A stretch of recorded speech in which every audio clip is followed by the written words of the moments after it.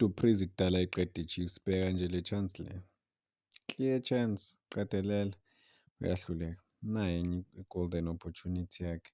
Ayiqali manje le nto yakho uDuplessis, hhayi ngeke.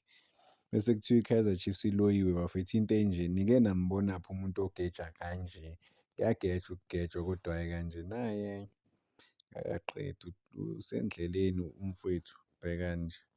Bamdlalisa kahle the worst part, ba-make-e sure ukuthi uyawathola ama-opportunities but yena u-decide-a otherwise. Hhayi, inkinga of the problem bafowethu, bamnika kahle amabhola but-ke yena hhayi. And isikhathi esiningi uyi-one, akana-pressure, akekho umuntu omphazamisayo, decide ukulishaya eceleni. Kwenziwe njani-ke ngumuntu onje?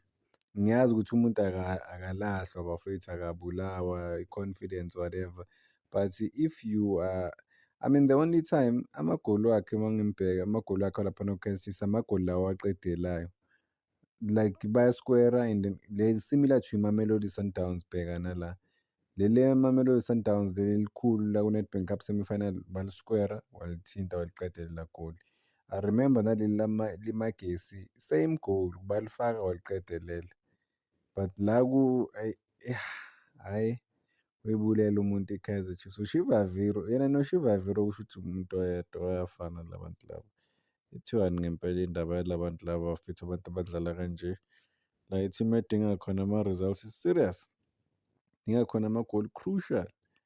But uDuplessis uthi hhayi niyadlala nina bafana, niyangazi mina nguDuplessis. Kodwa makufuna mina. I mean you look at amanye ama-chance wakhe uyabona ukuthi hawu kodwa bafowethu, hhayi. La kumele nje thinta ibhola, goal. Hhayi. Sokungathi phela wenza ngamabomu but akusiyo amabomu, but at the same time, and by the way, after, before even le game le yange-weekend, I thought of this, ukuthi after ngabona ageja le chance ngasho ukuthi uDuplessis maningi ama-chance awagejayo. Guess what? Ku-Kaizer Chiefs bam-rewarda nge-new contract. I think bamnika i-2-year contract deal. Ba-renew i-contract yakhe, kusho ukuthi babona i-value kuye umuntu ozobasiza laphana ku-Kaizer Chiefs. But ku-Kaizer Chiefs elikini laphana unamagoli awu-9 kuphela in couple of years laphana ku-Kaizer Chiefs. So uzobasiza kumaphi ama-department ngempela umfana. But yeah, hhayi ziyakhala bafowethu, ziyakhala. Hhayi, khona amanye ama-moment mawuwabukela ubona ngathi hhayi but-ke mase sowubuyisa ingqondo, ucabanga kahle ukuthi lo muntu kudala vele. Kudala enza kanje bafethu ehlulwa ukukora ama-opportunities asimple. Ayiqalanga the past weekend lento le. Kudala yenzeka, ehlulekela umfowethu. Bezama ama-players wakhe ama-assist-e, oMdusha balala siyababona kuma-clip bayazama ukum-assist umfowethu bamthole kuma-good positions. But yabo le goal, le chance le ayimistile noma ngithi ayigejile laphana eCongo, yiwo ama-chance awakorayo isikhathi esiningi. Bayalidlala balidlale, then umuntu abe sesayidini alileye nje kuye and then yena akwazi ukulishaya. I mean naleli against amagesi leli, ukhipha akekho epalini uza kuye, ushaya nje le eceleni into engathi i-throw, icishe ibe i-throw in bafethu kanjani? Uyi-striker lowo muntu loyo. uDuplessis akekho serious. Deserve ukuya ku-third division, ayimsayini i-Cape Town Spurs. Why i-Cape Town Spurs bangathi kuthatha uDuplessis bafethu? Ngoba phela ungeke.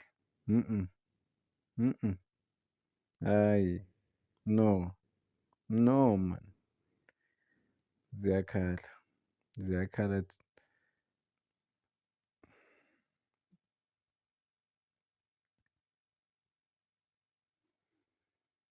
and then ngoba ngihlezi ngisho ukuthi umuntu oneminyaka elingana neyakhe, ayikho into osazomtshela yona or osazomfundisa yona. Ibhola ulazi ngendlela yakhe.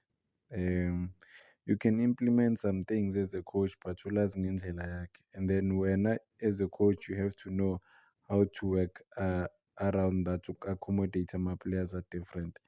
But would you accommodate i-player elifana noDuplessis? Cause akuyagejwa, I understand like ama-player ayageja but hhayi uDuplessis ngeke. No, hhayi too much indaba yakhe le. Akusiyinto nje encane, into e-serious. Serious ngempela indaba yokudlala. So you look at him, you like, ish, even if uyakholelwa kuye but uzovele ageje i-chance enhle. So I don't know man ukuthi i-Coast Nation icabangani ngo-Du Preez but hawu ngeke.